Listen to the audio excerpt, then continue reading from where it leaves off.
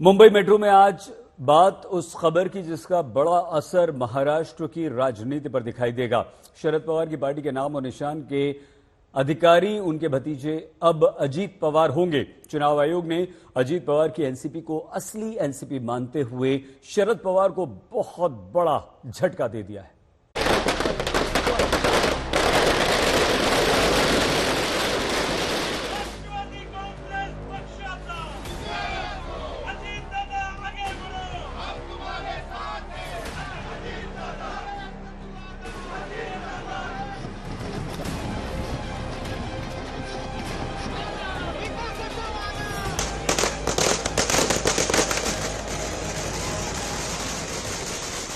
आज अजीत पवार खेमे में दिवाली है।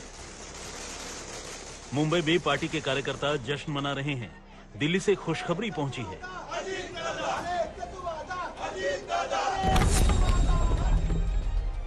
चुनाव आयोग ने अजीत पवार गुट को ही असली एनसीपी बताया है। मतलब ये कि पार्टी का चुनाव चिन्ह और नाम अजीत पवार के पास रहेगा। ये जो डिसीजन इलेक्शन कमीशन ने दिया है उसका मैं स्वागत करता हूं। विनम्र से ये उन्होंने दिया हुआ डिसीजन हम स्वीकारते हैं और उसका स्वीकार करते हैं। और हमारा जो पार्टी का नाम था, पार्टी का सिंबल था, पार्टी का फ्लैग था, वो सभी हमारे लोगों के साथ उन्होंने डिसीजन जो दिया उसमें बारे में हम बहुत खुश हैं। उनको भी हम धन्यवाद देना चाहते हैं। 2 महीने बाद सही आज हमको फैसला मिला है और हमारे पक्ष में है। इसके लिए हम इलेक्शन कमीशन के जो भी फैसले का स्वागत करते हैं और समाधान व्यक्त करते हैं। शरद पवार ने पार्टी बनाई, पार्टी को आगे बढ़ाया, पाला पोसा आगे बढ़ाया, लोगों तक पहुंचाया, लोकप्रिय किया, चुनाव में जीत दिलाई। लेकिन इसके बाद अजीत पवार गुट ने कुछ नहीं किया, सिर्फ यहां बैठकर मलाई खाई उन्होंने। लेकिन जिस तरह के सबूत दिए गए, दस्तावेज दिए गए कार्यकर्ताओं के और राष्ट्रीय मतलब केंद्रीय इकाई से लेकर निचली इकाई तक, उसमें आयोग ने ये माना कि अजीत पवार गुट की दलीलों में दम है। और फिर इसके बाद आज की तारीख अपने आप में इतिहास में समा गई, जब निर्वाचन आयोग ने अपने विस्तृत फैसले में दोनों पक्ष की दलीलों का, दोनों पक्ष के दावों का जिक्र करते हुए इस नतीजे की घोषणा की कि यह आयोग घोषित करता है कि राष्ट्रवादी कांग्रेस पार्टी का असली वारिस या कहें उसकी कमान अजीत पवार गुट के हाथ में रहेगी। चुनाव आयोग का फैसला आते ही अजीत पवार खेमे के विधायक और मंत्री महाराष्ट्र के डिप्टी सीएम के घर जमा हुए।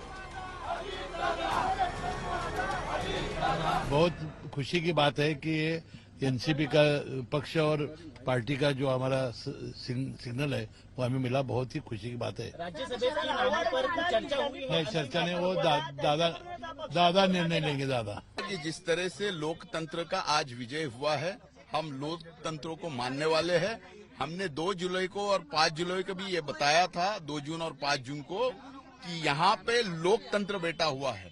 पूरी पार्टी एक जगह है और ये पार्टी है। इसीलिए हमें ये लगता था कि जो लड़ाई चल रही है उस लड़ाई में हमें विजय प्राप्त होगी। आज हुई है। दूसरी ओर चुनाव आयोग ने शरद पवार गुट से कल तक यानी 7 फरवरी को शाम 4 बजे तक 3 नाम मांगे।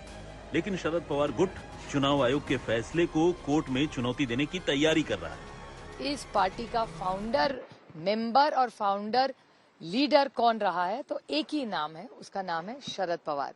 बच्चा बच्चा इस देश में, कश्मीर टू कन्याकुमारी, किसी से भी पूछो एनसीपी किसकी है तो शरद पवार का ही नाम लेगा। लेकिन ठीक है, माहौल कुछ और है, अदृश्य शक्ति इस देश में है जो ये सब कर रही है। ठीक है, लड़ लेंगे यार, कौन सी बड़ी बात है। हम लोगों में जाएंगे।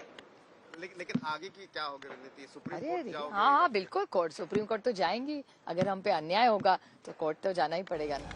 6 महीने में 10 सुनवाई के बाद चुनाव आयोग ने फैसला दिया है।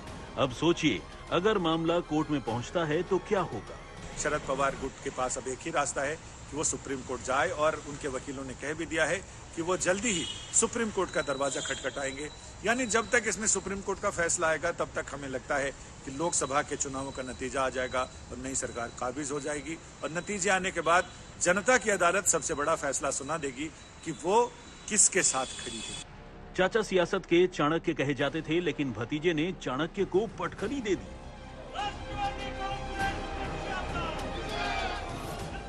दिल्ली से संजय शर्मा के साथ ऋत्विक भालेकर, मुंबई, आज तक।